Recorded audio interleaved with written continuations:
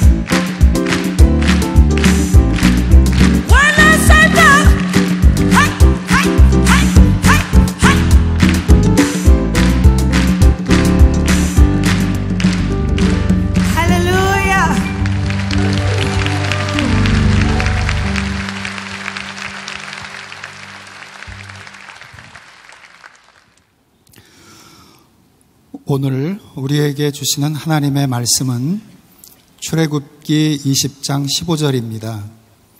출애굽기 20장 15절입니다. 도둑질하지 말라. 이는 살아계신 하나님의 말씀입니다.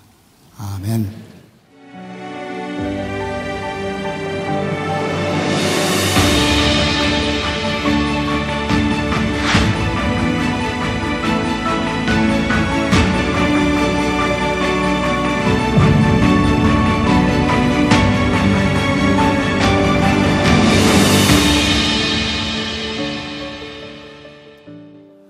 오늘 10시 예배 나오신 여러분들 한 사람 한 사람을 주님의 이름으로 사랑하고 축복합니다. 이 시간에도 인터넷으로 또 세계 곳곳에 흩어진 우리 성도들을 우리 축복했으면 좋겠습니다. 두 손 들어 주님의 이름으로 축복합니다. 주님의 이름으로 축복합니다. 감사합니다. 오늘 특별히 레제샤 케냐에서 온 팀들이 이렇게 찬양을 했는데 너무 감사하고, 하나님께서는 저들에게 특별한 은사를 주신 것 같아요. 놀라운 목소리, 그 리듬, 찬양이 참 멋지다라는 생각이 들었습니다. I'm very appreciate your worship service today. Thank you very much. Please be stand. 오케이, 박수하겠습니다. 감사합니다. 네. 저희 교회가 오래전부터 우리 아프리카의 청년들을 이렇게 양육하는 일들을 함께 하고 있는데, 오늘 왜 한샘치고 프로젝트를 여러분들에게 이야기하느냐면, 대학생들을 위한 이런 컨퍼런스를 저희들이 잘 후원을 하다 보니까 너무 잘 돼요. 그리고 청년들이 많이 동참하기 시작했고, 이제 그곳에서 제자 훈련을 받는 청년들이 있는데, 올해 우리들이 책정했던 예산을 가지고 하기에는 많은 청년들이 훈련을 받지 못하는 상황이 되었습니다. 그래서 한 2천만 원 정도가 훈련 비용으로 부족하다 그래요. 저는 또 감동이 되면 제가 그냥 그건 우리가 부담합니다, 그렇게 얘기를 해버렸어요. 그리고 책임은 여러분들이 지시면 되는 거예요. 너무 감사하잖아요. 근데 그렇게 큰 비용은 아니지만 2천만 원 정도 되는데, 우리가 오늘 커피 한 잔 먹은 셈 치고 여러분들이 또 헌금을 하고 나가시면 충분히 채워지리라고 생각을 하고, 저 청년들은 그냥 일 없는 청년들이 아니라 아프리카를 책임질 청년들입니다. 그들을 통해서 나라가 세워지게 될 것이고, 이 일을 우리들이 하는 일이기 때문에 의미 있는 일이 되리라고 생각합니다. 여러분들이 기쁨으로 이렇게 헌금하고 가시면 됩니다. 참 우리 구조가 너무 감사하죠. 일은 제가 저지르고 책임은 교인들이 지고, 그리고 하나님의 일이 이루어지고. 자, 여러분들에게 부탁합니다. 네, 이제 더 이상 얘기하지 않겠습니다. 자, 오늘 10계명 8번째 계명, 도둑질하지 말라. 사실 어제 토요일 예배 때는 한 2시간 정도 예배를 드렸기 때문에 찬양과 말씀이 충분히 전달이 되었지만, 오늘은 제가 한 25분 정도 안에 말씀을 이렇게 정리를 해야 될 것 같아서 저도 굉장히 좀 부담이 됩니다. 혹시 궁금하신 분들은 토요 예배 영상을 좀 보셔도 풀 이렇게 말씀을 좀 보시게 될 것 같아요. 김지찬 교수가 쓴 데칼로그에 보면 현대인들이 이 도둑질하지 말라고 하는 말씀을 하찮게 여기는 이유가 2가지가 있답니다. 하나는 나와는 별로 상관없는 계명이다 라고 생각하는 경우고, 또 다른 하나는 반대로 이 세상이 다 도둑놈인데 뭐 이것까지 이렇게 따져야 되느냐. 이렇게 책에 보면 지나가는 사람들에게 야 이 도둑놈아 라고 뒤에서 부르면 100명 중에 99명은 다 뒤를 돌아본답니다. 한 사람이 안 돌아보는 이유는 그가 도둑놈이 아니기 때문이 아니라 진짜 도둑이라 담대해서 불러도 돌아보지 않는 경우라는 말을 합니다. 그 책에 모리스 위라고 하는 목사님에 대한 이야기가 나오고, 그 그림을 하나 소개하고 있습니다. 저기에 정육점 주인이 닭을 팔고 있습니다. 둘 다, 한 사람은 닭을 팔고 사고 있는데 둘 다 웃고 있습니다. 정육점 주인은 살짝 누르고 있고, 사는 사람은 살짝 위로 이렇게 올리면서 서로 만족한 표정을 짓고 있는 거죠. 모리스 위 목사님은 이렇게 말을 합니다. 우리들 노동자를 착취하는 고용주, 맡은 일에 꾀부리는 일꾼, 이 모든 것들이 사실은 도둑질이다라고 말을 하고 있는 거죠. 문제는 오늘 이 계명이 우리들에게서 너무 무감각하게 되어버려서 우리들이 이것을 느끼지 못하고 살아가는 것이다. 계속해서 이렇게 말씀을 보면서 깨닫게 되는 것이, 말씀이 참 간결하게 도둑질하지 말라, 살인하지 말라, 간음하지 말라라고 되어 있는데 목적어가 나와 있지 않다는 거예요. 특정되어 있지 않다는 거죠. 오늘 이 말씀도 성경에서 보면 히브리어의 가나브라고 하는 뜻을 가지고 있는데, 이 말은 다른 사람들에게 속한 것을 그 사람의 동의를 얻지 않고 인지하지 못한 상태에서 가져오는 모든 행위, 이것은 도둑질이다. 그러니까 상대방의 동의 없이 우리들이 가져오는 일들. 자, 이 도둑질에 대해서 고대 사회는 굉장히 무섭게 형벌을 가했습니다. BC 18년, 그러니까 BC 1800년 전에 함무라비 법전에 의하면 도둑질한 사람은 죽이도록 되어 있습니다. 가혹하죠. 또 중동에서는, 아랍권에서는 도둑질한 사람들의 손을 잘라버립니다. 여러분, 지금까지 이 십계명을 통해서 우리들이 느꼈지만 좀 가혹했잖아요. 간음하는 자, 부모를 공경하지 않는 자 다 죽이라고 되어 있는데, 유독 이 8번째 계명만은 성경이 굉장히 관대하게 대하고 있습니다. 다른 것과 비교할 때 굉장히 관대합니다. 가혹한 형벌을 피하고 있습니다. 성경에서는 유일하게 배상법으로 이 형벌에 대해서 이야기를 하고 있는데, 이유는 무엇일까 생각해 보니까 도둑질하는 사람들은 물론 나쁜 사람도 있지만 어려운 형편에 있는 사람들이 참 많았던 것 같습니다. 그래서 그들에 대해서 형을 가하지만 가혹하게 강하지는 않았던 것 같아요. 자, 성경에서 이야기하는 것을 보면요, 내가 누구 것을 훔쳤습니다. 그런데 훔친 물건을 가지고 있는 경우에 다시 주인에게 돌려줄 때는 갑절로 2배로 돌려주게 되어 있었어요. 그런데 도적질한 사람이 이거를 팔아버렸거나 죽여버렸거나, 소와 양 같은 경우죠. 그런 경우에는 양은 4배로, 소는 5배로 갚도록 되어 있었습니다. 이유는 무엇일까요? 소는 노동력을 포함하고 있기 때문에 더 비싼 가치를 이렇게 갚았어야 되는 거죠. 또 도둑질을 했는데 바로 회개를 합니다. 내가 이거 돌려줘야 되겠다라고 회개하는 경우에는 자기가 도둑질한 것에 20%를 더해서 배상하게 되어 있었습니다. 성경에서는 왜 이런 정신을 요구했을까요? 도둑질한 것이 나쁘기 때문에 용서를 구해야 하고 참회를 구해야 되는데, 중요한 것은 네가 도둑질한 것으로 인하여 그 사람이 당했던 고통을 너도 당해봐야 된다, 이 말입니다. 여러분, 거듭나지 않은 하나님의 말씀으로 새롭게 되지 않은 사람들에게는요, 그 대가를 지불하지 않으면 또 다른 범죄를 짓기 때문에 이 도둑질한 것에 대하여 분명한 대가를 치르도록 했던 것을 보게 됩니다. 여러분들은 혹시 어떤 도둑질한 경험이 있으신가요? 저는 이 도둑질, 이 십계명에 대한 설교를 제가 목회를 한 30년 하면서 한 지금 3번째 해보는 것 같아요. 그때마다 제 머릿속에 떠오르는 것은 초등학교 3학년 때 저희 어머니 지갑에서 제가 100원을 훔쳤던 그런 기억이 있습니다. 이런 도둑놈한테 여러분들이 설교를 듣고 있는 거예요. 근데 여러분들은 혹시 그런 기억이 없으신가요? 정말 착하셨나요? 모르겠어요. 저는 그때 100원을 훔치고 그게 얼마나 떨렸는지 몰라요. 지금 생각해보면 제가 도둑질을 하고 떨렸던 그것으로 인하여 나는 이미 대가를 치르고 있었구나 라는 생각이 들기도 합니다. 이 도둑질을 한 것은 우리의 마음을 편하게 하지 않죠. 그런데도 성경은 이 도둑질한 것에 대해서 아주 강하게 그 사람이 무엇을 잘못했는지를 가르쳐줘야 된다. 이거 배상해야 된다. 단순히 회개하는 것으로 끝나는 것이 아니라 그 고통을 느껴야 된다라고 말을 하고 있죠. 제가 요즘 참 감사한 건 우리 아이가 군대가 있어서 이 설교를 못 듣기 때문에 요즘 제가 편안하게 이야기를 합니다. 그전에는 한번 우리 아이 얘기를 하려면 이놈이 한번 예화하면 5만 원을 달라, 또 뭐 이렇게 얘기하면 교회를 옮긴다, 막 이래서 힘들었는데 훈련 가서 못 듣고 있어서 다행입니다. 이놈이 초등학교 1학년 때니까 20년 전이었던 것 같아요. 한 번은 집에 들어왔는데 초등학교 1학년짜리가 자기 방문을 걸어 잠그고 있는 거예요. 엄마 아빠가 보면 분명히 뭔가 수상한 거죠.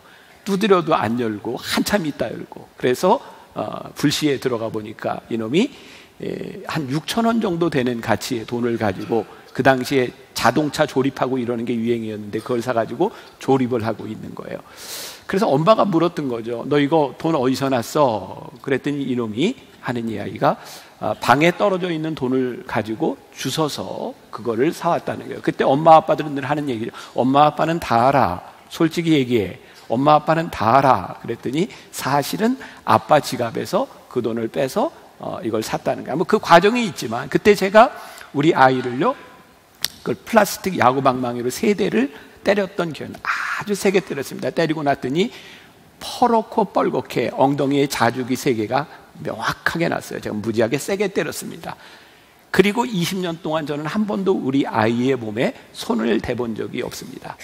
그때 제 마음 가운데 초등학교 1학년이었던 아들에게 내가 무엇을 잘못했는지를 분명히 알려주는 것이 필요하다고 생각했어요.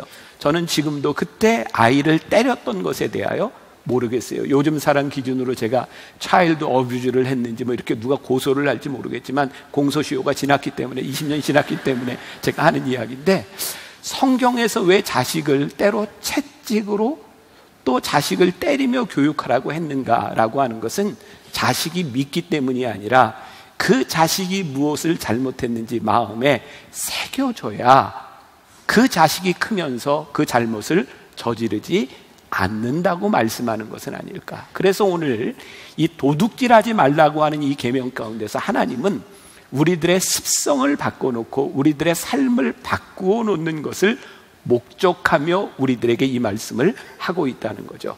자, 혹시 우리는 이 도둑질하지 말라고 하는 이 계명을 무의식 중에 우리들이 모르면서 이런 죄를 짓고 있는 것은 아닌가.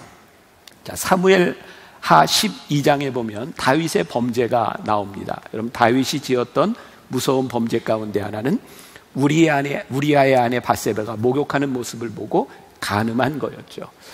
근데 다윗은요, 그 죄를 짓고 별로 죄의식이 없었던 것 같아요. 그러니까 나단 선지자가 나타나서 다윗의 죄를 지적하는데 이렇게 얘기를 합니다. 다윗에게 와서 어떤 사람의 이야기를 합니다. 어떤 부자가 있었는데 그 사람의 집에는 양과 소가 많았습니다. 근데 손님이 왔더니 아주 가난한 사람 집에 있는 양 한 마리 남아있는 그 양을 잡아다가 손님 대접을 했습니다.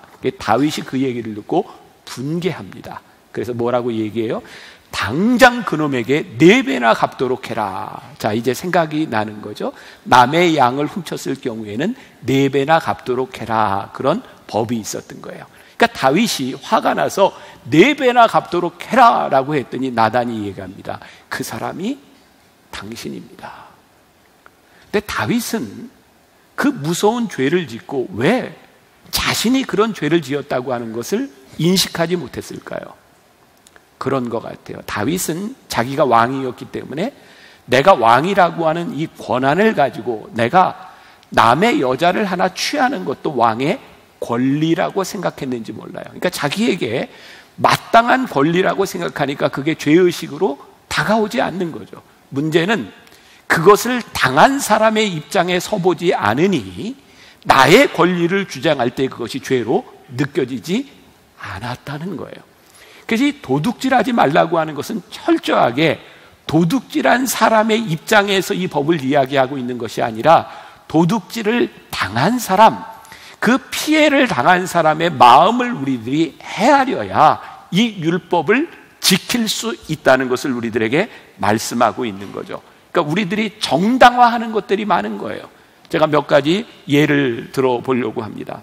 여러분, 우리들이 물건을 살 때 우리들은 되게 싼 물건을 찾습니다. 그런데 똑같은 제품에 터무니없이 싼 물건들이 있습니다. 대개 그 물건들은 누군가가 훔쳐와서 파는 경우일 때가 많습니다. 그런데 우리는 싸게 샀다고 하는 것에 대해서 그 싼 물건을 별로 죄의식 없이 싸게 살 경우가 있습니다. 성경은 우리들에게 이렇게 말씀합니다. 터무니없이 싸게 사는 것 여러분들에게 도움이 될지 모르지만 누군가의 것을 훔친 것이라면 여러분들도 죄를 짓는 것입니다. 우리들 중에 여기 해당되는 사람이 누가 있을지 모르겠어요. 또 발견한 사람이 주인이라고 생각하는 경우도 있는 것 같아요. 저는 가끔 그런 상상을 합니다. 내가 길을 가다가 지갑에 돈을 주었어요.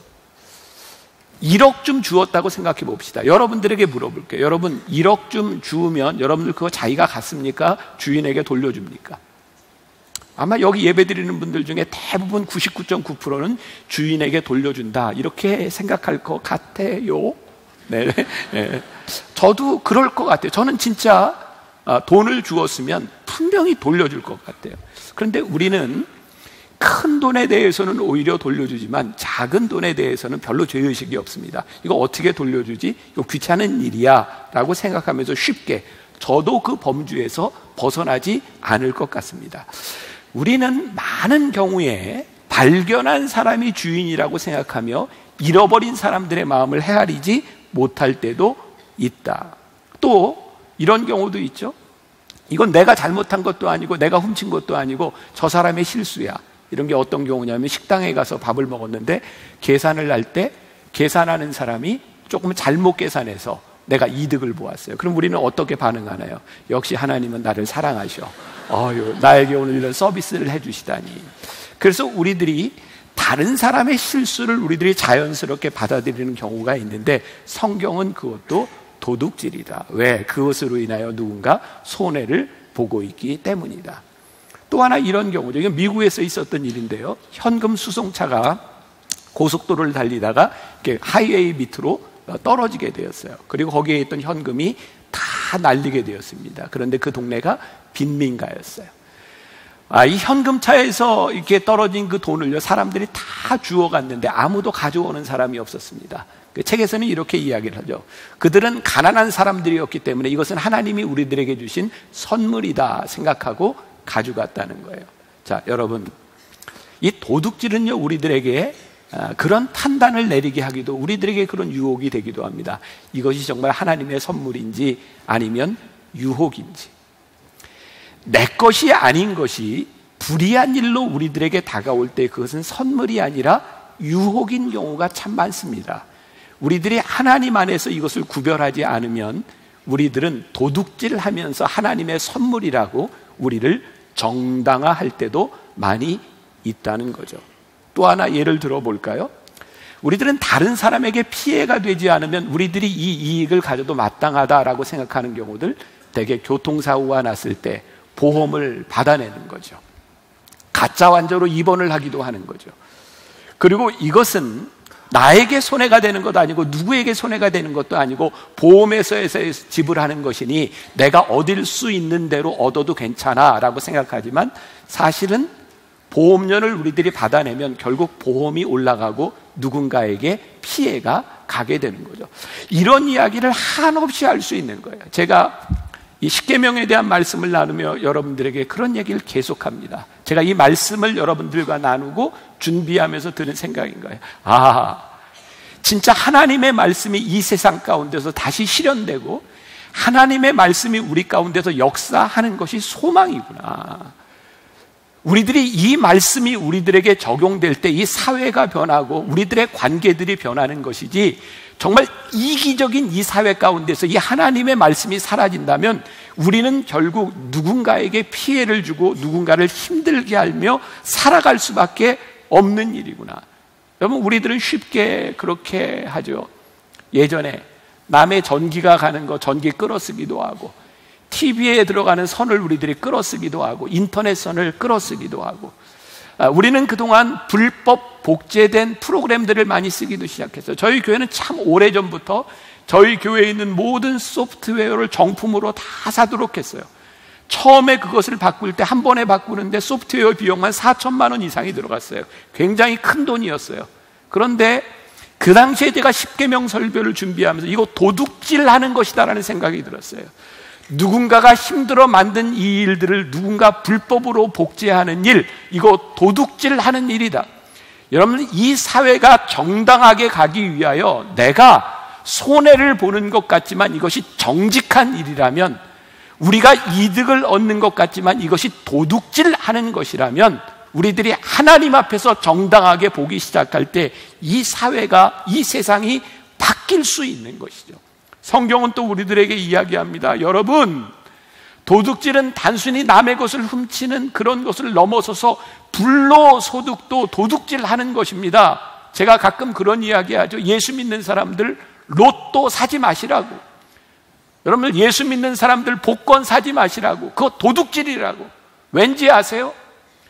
복권에 당첨되는 순간 그것은 정당한 노동의 대가가 아니라 모든 사람들이 잃어버린 돈을 내가 가져오는 것이기 때문에 이게 정당한 일이 아니라고. 여러분, 우리들이 성경 앞에서 우리 믿는 사람들의 가치가 세워지면 우리들이 해야 될 일들이 분명해지는 거죠. 성경은 이야기합니다. 뇌물을 바치는 것, 그거 도둑질하는 일이다. 왜? 정당하지 못한 재물을 통하여, 뇌물을 통하여 우리들이 더 많은 것을 얻는 것은 도둑질하는 것이다. 성경은 또 무섭게 부정직한 상거래에 대해서 말씀하고 있어요. 그거 도둑질하는 것이다.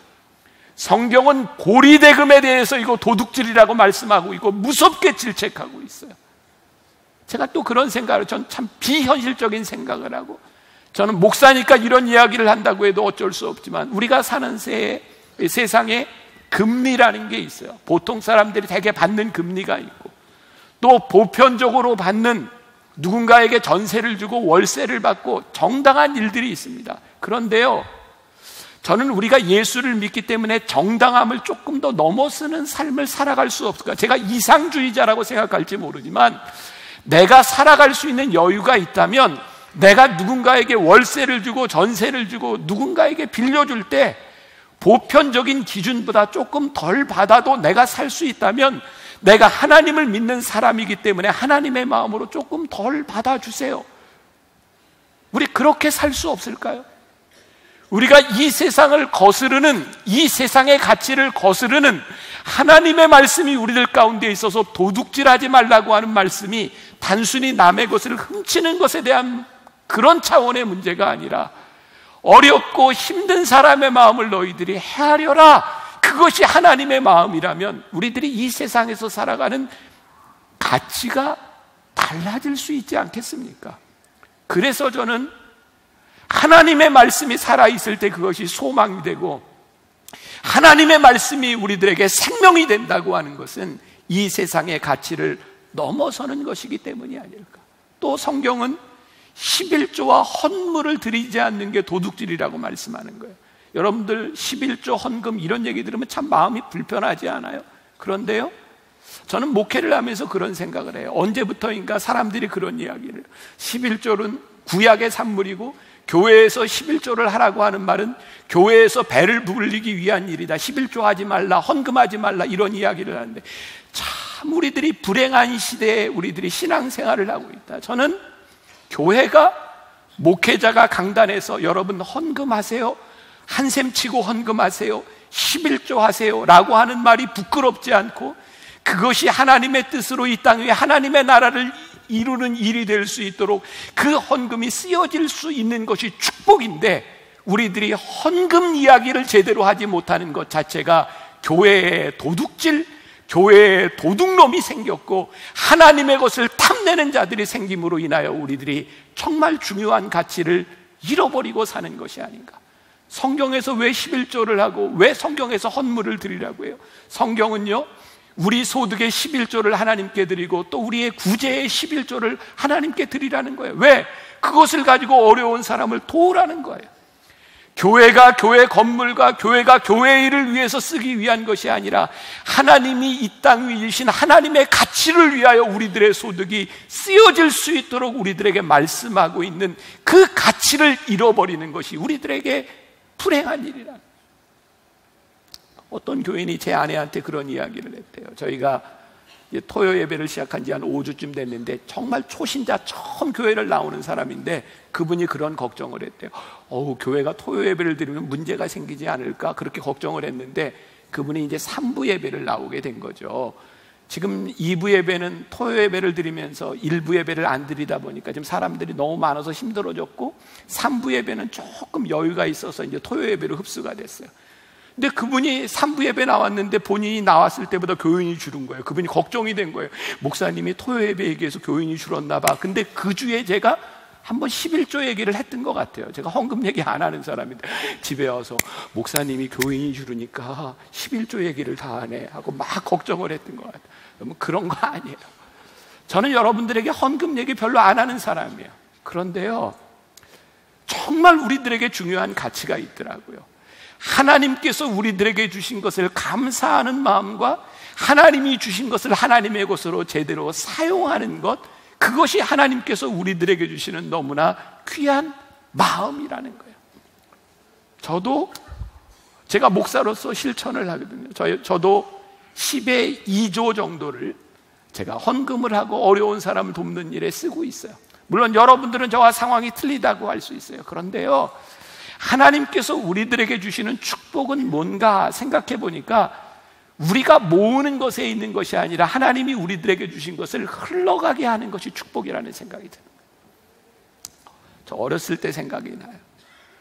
옛날에는 저희 아버님 세대, 여러분들 세대 그랬죠. 월급을 은행으로 받는 게 아니라 이렇게 봉투로 받아요. 저희 아버님도 교회에서 목회를 하셨으니까 월급을 받고 이렇게 오시면 월급을 받아가지고 오신 그 저녁에 우리 사남매를 다 불러놓고 용돈을 주셨다고요. 제 기억에 중학교 2학년 때 제가 받았던 용돈이 5,000원이었던 것 같아요. 저희 형도 받고 저도 받고 누나도 받고 여동생도 이렇게 받는데, 저는 아버님이 용돈을 주시면 그 5,000원을 한 달 동안 잘 나눠서 써본 적이 별로 없어요. 늘 한 달 가기 전에 떨어졌던 것 같아요. 그럼 저는 아버지에게 이렇게 이야기를 했어요. 아버지, 용돈이 떨어졌는데요. 그럼 저에게 분명히 이렇게 얘기했어요. 너 아껴 쓰라 그랬지? 근데 제가 아버지에게 이렇게, 제가 중학교 2학년 때, 아버지, 제가 중등부 회장인데요, 제가 소셜 포지션이 있잖아요. 제가 후배들을 만나면 먹을 것도 사줘야 되고 이렇게 해야 되는데 다 썼어요. 그럼 저희 아버님이 그러셨어요. 그래, 네가 쓸 때 썼구나. 그리고 저에게 용돈을 더 주셨어요. 근데 그때 그걸 지켜보고 있었던 저희 누나, 지금 볼리비아 선교사라가 있는, 없으니까 제가 하는 얘기예요. 그걸 보고 늘 이런 이야기를 하는 거야. 아버지는 왜 쟤만 더 주세요? 저도 더 주세요. 근데 대개 그 당시에 여자들, 되게 그랬잖아요. 그 빨간 돼지 저금통에 돈을 잘 넣든지. 여자들은 돈을 잘 쓰지 않았어요. 저희 아버님이 이렇게 말씀하셨거든요. 너는 네 돈 있잖아, 네 거 써. 그게 저에게는 굉장히 오랫동안 남아있는 거였어요. 내가 쓰고 하나님께서 우리들에게 맡겨주신 것을 잘 흘러넘치게 하면 우리들이 하나님 앞에 구할 수 있는 거예요. 그런데 우리들의 물질이 우리들에게서 흘러가지 아니하고 내 것을 모아놓으면 하나님께서 우리들에게 늘 이렇게 말씀하실 것 같아요. 너는 네 것 써라. 우리들에게 정말 큰 축복이 무엇일까요? 도둑질하지 않는 것, 그것에 대한 문제가 아니라 이 세상에 결국 돌아가야 되는 이 물질에 대하여 하나님이 우리를 통하여 물질을 유통하게 하시고 그것이 복의 근원이 되게 하시고 우리의 가정을 통하여 우리의 사업을 통하여 그것이 흘러 넘치기 시작할 때 물질로 인하여 고통당하는 사람들이 없어지도록 살기 시작할 때 하나님이 우리들의 삶을 축복하시는, 그러니까 도둑질하지 말라라고 하는 이 말씀은 우리들이 이 계명을 지킴으로 우리들에게 굉장히 복된 말씀이 되는 거죠. 제가 한 가지만 이 말씀을 드리고 말씀 마무리하려고 해요. 10계명을 지키는 이 8번째 계명을 지키는 노력, 그것이 우리들에게 축복인데 도둑질을 하지 않기 위해서 우리들이 지켜야 되는 것이 있는데 우리들의 마음속에 탐심을 버리는 거거든요. 여러분, 도둑질은 우리들의 탐심에서부터 나오는 거예요. 자, 디모데전서 6장 10절 말씀 우리 같이 한번 봉독해 볼까요? 자, 디모데전서 6장 10절 말씀. 자, 제가 봉독을 해야 될까요? 자, 네, 다 같이 시작. 돈을 사랑함이 일만하게 뿌리가 되나니 이것을 탐내는 자들은 미혹을 받아 믿음에서 떠나 많은 근심으로써 자기를 찔렀도다. 그러니까 성경에서는 늘 이야기하는 게 있어요. 돈을 가지고 그것이 선이다 악이다 가치를 이야기하는 것이 아니라 성경은 늘 돈을 사랑하는 것이 문제라고 이야기를 하는 거죠. 그러니까 여러분, 돈은 굉장히 중립적인 겁니다. 근데 돈을 사랑하는 것이 아니라 돈을 사용해라 라고 하는 거죠. 여러분, 우리들의 도둑질은요 부족하기 때문에 도둑질을 하게 되는 거죠. 근데 우리들 마음 가운데 부족함이 없다면 도둑질을 할 필요가 없는 거예요. 자, 빌립보서 4장 11절부터 12절에 보면 사도 바울의 고백이 나오는데 내가 궁핍함으로 말하는 것이 아니니라 어떠한 형편에든지 나는 자족하기를 배웠노니 나는 비천에 처할 줄도 알고 풍부에 처할 줄도 알아 모든 일 곧 배부름과 배고픔과 풍부와 궁핍에도 처할 줄 아는 일체의 비결을 배웠노라. 사도 바울이요 그의 신앙 안에서 고백을 하고 있는데 배고픔, 배부름 있고 없고 그것이 문제가 되지 않는 거예요. 왜? 하나님은 사도 바울을 그의 삶의 가장 정확한 곳에 세우셨고 그를 사용하신다고 하는 소명이 그 안에 있었기 때문이죠. 여러분, 우리들에게서 소명이 없어지면 우리들은 늘 우리들의 삶에 갈증을 느낍니다. 내가 여기에 있어야 될 자리에 있지 못하다고 하는 것, 내가 늘 부족하다고 생각하는 것은 우리들에게 갈증을 느끼게 하는 거예요. 제가 지난주에 우연히 TV를 보게 되었는데요, 제가 이게 예배 시간에 스님 얘기를 해서 죄송한데 법륜 스님이 연예인들과 함께 이야기를 하는데 나오는 양, 그냥 제가 들은 대로 이야기를 할게요. 연예인들은 고기를 먹고 싶은데 그 산사에서 고기를 먹을 수 없는 거예요. 그래서 고기를 먹으면 안 되느냐고 얘기했더니 법륜 스님이 이렇게 이야기를 합니다. 사실 불교의 교리에는 고기를 먹지 말라 이런 교리가 없고 사실은 먹을 것을 탐내지 말라 그랬다는 거예요. 왜 이게 문제냐면 먹을 것을 탐내면 어항에 있는 물고기를 볼 때 저게 예쁘다 그런 생각이 드는 게 아니라 저걸 잡아먹자 이런 생각이 든다는 거죠. 여러분, 지나가는 개를 바라보면서 야, 저 참 예쁘다 이런 생각이 들어야 되는데 맛있겠다 이런 생각이 들면 살심이 일어난다는 거예요. 그러니까 먹을 것을 탐하면 살심이 일어난다 그런 얘기예요. 그래서 불교에서는요 그런 마음을 다스리라 이렇게 이야기를 하는 거죠. 불교와 기독교의 차이가 무엇일까요? 여러분, 마음이 다스려집니까? 우리가 믿는 것, 우리들이 아는 것은요 우리들의 힘으로 우리들이 해탈을 하고 우리의 문제를 해결할 수 있는 것이 아니라 하나님이 우리의 마음을 바꿔주시 아니면 우리는 죄인입니다라고 하는 고백에서 기독교는 출발하고 있는 것이고, 그래서 사도 바울은 그의 믿음 가운데서 일체의 비결을 배웠노라 라고 말씀하고 있는 거예요. 우리가 단순히 생각을 하고 해탈을 하는 것이 아니라 하나님의 말씀을 묵상할 때, 하나님의 말씀으로 훈련할 때, 하나님 앞에서 우리들이 기도하며 하나님 주시는 마음이 우리들 가운데 들어오고, 하나님이 우리를 부르시는 소명이 우리들 가운데 들어오기 시작할 때, 우리는 도둑질하지 말라가 아니라 하나님의 마음을 알고 살아가게 되는 거죠. 시간이 많이 지나가서 죄송해요. 한 가지 이야기만 하고 마칠게요.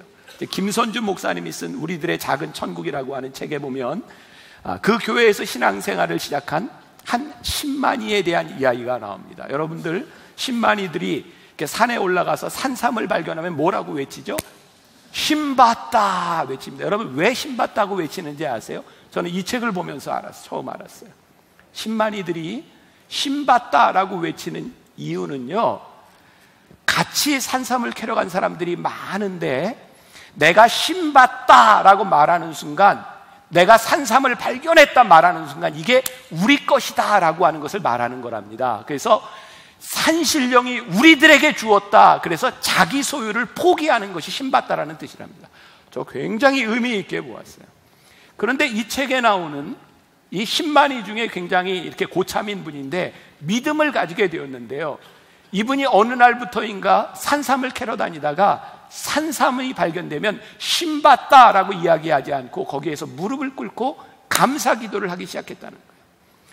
누군가의 실체도 모르는 산신령에게, 산신령이 우리들에게 주셨다가 아니라 하나님이 우리들에게 이것을 주셨습니다 라고 감사 기도를 하며 함께 했던 사람들이 나누는 거죠.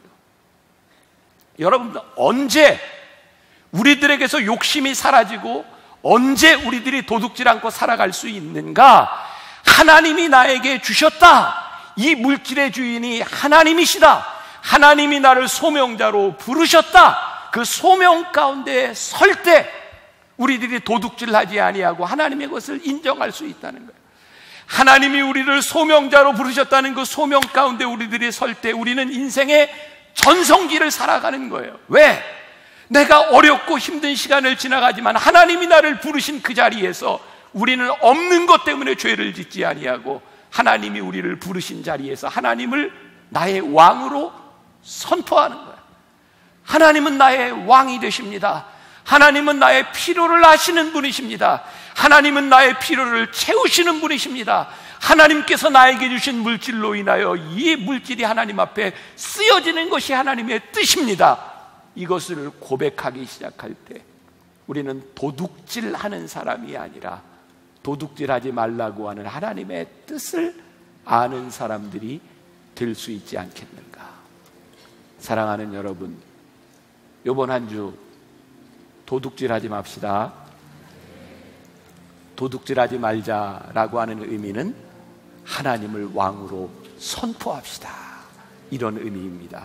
우리 같이 찬양하며 우리 하나님을, 왕이신 하나님을 고백하며 여러분들이 소명을 가지고 믿음을 가지고 이 세상으로 나갈 수 있기를 주님의 이름으로 간절히 축원합니다.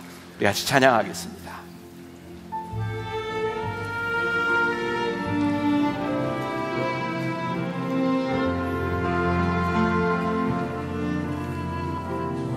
왕이신 나의 하나님,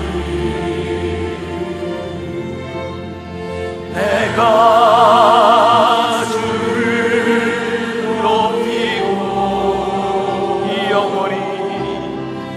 영원히 주의 이름을 송축하리. 왕이신 나의 하나님, 우리 다 일어나서 선포합시다. 왕이신 나의 하나님, 내가 주를 높이고 영원히 주의 이름을 송축하리. 우리 한 번 더 선포합시다. 왕이신 나의 하나님, 왕이신 나의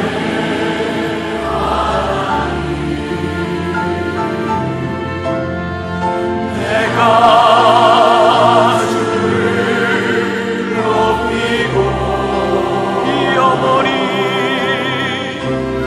머리 숙여